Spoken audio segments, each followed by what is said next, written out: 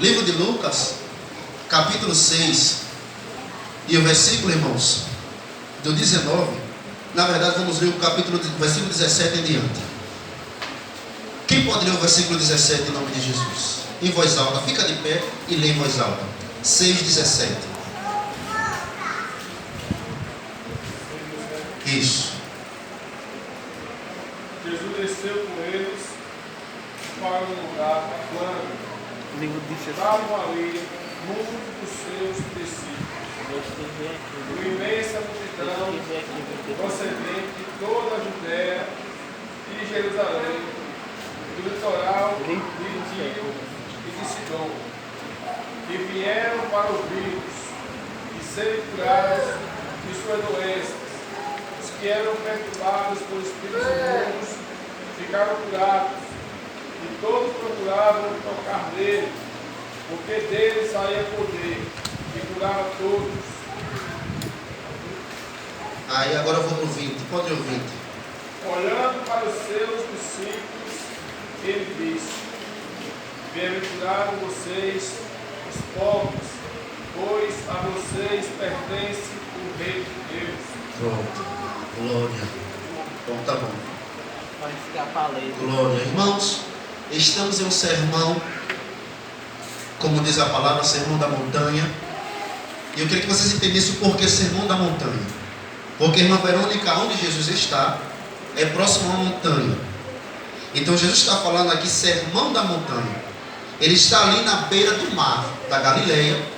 Aonde a Galileia, irmãos, está rodeada de cidades. Para quem não sabe, eu queria já explicar melhor esse mar, irmão, da Galileia.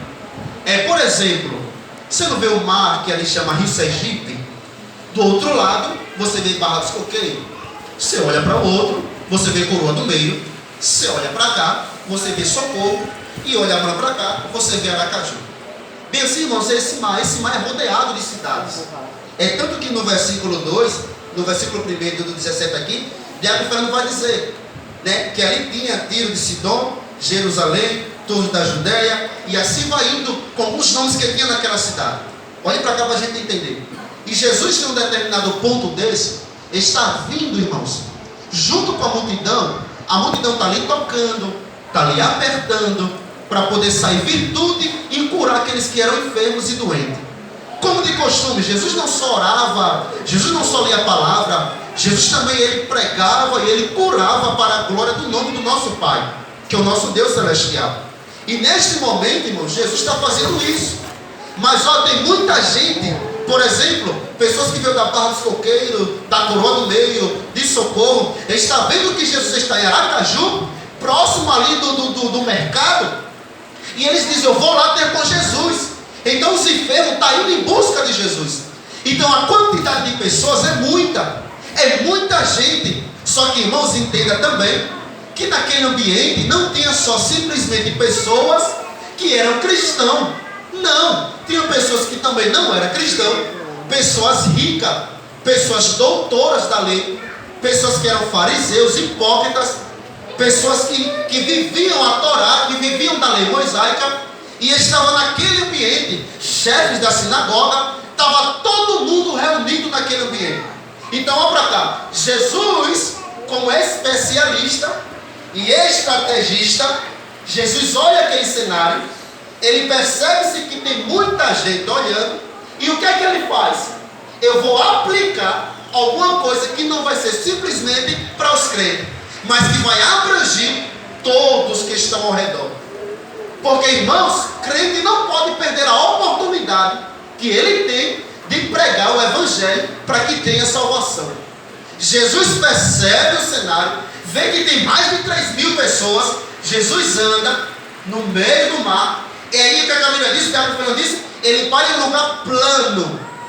Irmãos, eu pensava que esse sermão da montanha aqui era o mesmo que estava lá no livro de Mateus. Só que lá não, lá fala outros, reparou, para a gente ganharmos tempo. No outro contexto de Mateus, vai dizer assim, Jesus veio da multidão, subiu a um monte. Nesse outro versículo que a gente leu, Jesus tem um lugar plano. Há uma diferença. Então não é o mesmo sermão da montanha. É outro sermão que Jesus tratando. Aí o que é que Jesus faz? Nesse capítulo de Mateus, versículo 5. No capítulo 5. Bem-aventurados os pobres de espírito. Aqui são aquelas pessoas que são pobres de espírito. Mas no livro que a gente leu agora, que foi no livro de Lucas, ele vai tratar com os pobres mesmo. Pessoas necessitadas. Então Jesus percebe um cenário. Aqui é outro sermão que não tem nada a ver com o sermão que Mateus vai narrar. É totalmente diferente. Então Jesus percebe o cenário e ele diz: eu vou resolver. Porque o que é sermão? Sermão, William, como o William sabe, é um ato de pregar, é um ato de explicar, é um ato de ensinar. Então Jesus percebe a multidão e ele vai fazer o quê? Em um lugar plano, vai observar e vai começar a falar. Mas Ingrid, olha o que é que Jesus fala. Quem pode ler de novo aí o versículo 20, por favor? Olhando para os seus discípulos, ele diz: bem-aventurados vocês, os pobres, pois a vocês pertence o reino de Deus. Bem-aventurado, vós, os pobres. Irmão, perceba-se que no sermão de Jesus, olha o que ele fala. Ele fala assim: aventurado ou bem? Ele fala bem-aventurado. Ou seja, não é aventurado. Aventurado é quando diz assim, feliz é você. Mas bem é muito além do que feliz. Ele diz assim, não, maior é a felicidade que vocês têm. Aí ele vai dizer assim, os pobres, porque vosso é o reino de Deus. Mas pastor, isso aqui vai me dar um nó na cabeça. Por quê? Feliz é um pobre? Feliz é quem não tem nada? Feliz é que não tem nada na vida, é um pobre. Mas ele vai terminar dizendo: porque vocês não têm ouro, não têm prata, não têm casa, não têm carro, mas vocês têm o reino de Deus. E a maior alegria não é o que eu tenho aqui na terra. Maior alegria não é o carro que eu possuo. Maior alegria não é a casa do meu sonho. Mas a maior alegria é a casa que está me esperando naquele grande dia que eu vou me encontrar com Ele. Aí Jesus diz: bem-aventurados são vós pobres.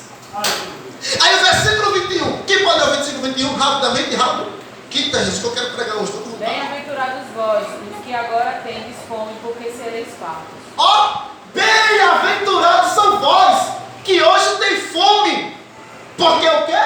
Ele falou o quê, cara? Porque sereis fartos. Porque sereis? Porque vocês vão ser fartos. Quem sabe aqui o que a Bíblia diz? Que naquele grande dia do tocar da trombeta, os mortos ressuscitarão primeiro. Depois nós iremos subir com Ele. E quando se encontrar com Ele, o que Ele vai fazer? Vai nos sentar naquela santa ceia. Aleluia. Vai com glória. Eita, me arrepiei todo. Porque aqui a gente pode passar dificuldade, pode passar fome. Só que a Bíblia diz que no céu não haverá fome, não haverá dor, não haverá sede, não haverá sofrimento. Porque Ele é o pão da vida que desceu do céu. E quem beber da água não terá mais sede. Quem pode ler o outro, por favor? Bem-aventurados sereis quando os homens vos aborrecerem. Não, é o outro. Depois do 21. Depois do 21 tem outro. Bem-aventurados vós, que choras, agora choras, porque a vez de rir. É isso. Bem-aventurados vós que... Choras. Porque... Eita! Bem-aventurado vós que chora. Bem-aventurado vós, olha o que está dizendo, vós dos que choram. Chore mesmo. Glória. Chore mesmo. Grite no quarto mesmo. Porque bem-aventurados são os que choram. Por quê? Porque haverá um dia que Ele vai cessar o choro. E a minha Bíblia diz que cada gota da sua lágrima Ele sabe o que você está perdido. Porque Ana, ela estava orando, mas a Bíblia diz que da sua boca não saía nada. Mas Jesus sabia o que Ana precisava. Só nas lágrimas, Jesus te conhece. Chore mesmo, clame mesmo, grite mesmo. Não tenha medo do seu choro, nem tenha vergonha. Bem-aventurados são vocês que choram. Glória! Quem pode ler o 22? Eita, eu estou vontade de pregar. Vira o relógio. Não. Bem-aventurados serão vocês quando os odiarem, passarem e insultarem, eliminarem de vocês, como do mal, por causa de outro. Eita! Bem-aventurado, ó pra cá. Bem-aventurados sereis quando os homens vos aborrecerem, quando lhe odiarem. Agora é crentinha, olha. Agora é crentão, é santarrão, da alma de crente. Quem não já ouviu isso? Ninguém aqui sofreu tanto. Era para poder, uma hora dessa estava no carnaval, falei para nós, agora é pastor, agora é alma de crente. Jesus, bem-aventurados são vós, deixe perseguir, deixe falar o que quiser, porque vocês foram comprados pelo sangue de Jesus Cristo na cruz do Calvário. Eita, mas tem gente do mimimi. Ai, falando comigo, não gostei, deixa, só não rebata não. Não rebata não. Deixe quem quiser falar, porque a sua explicação não é para o homem da terra, a sua explicação é para quem dá.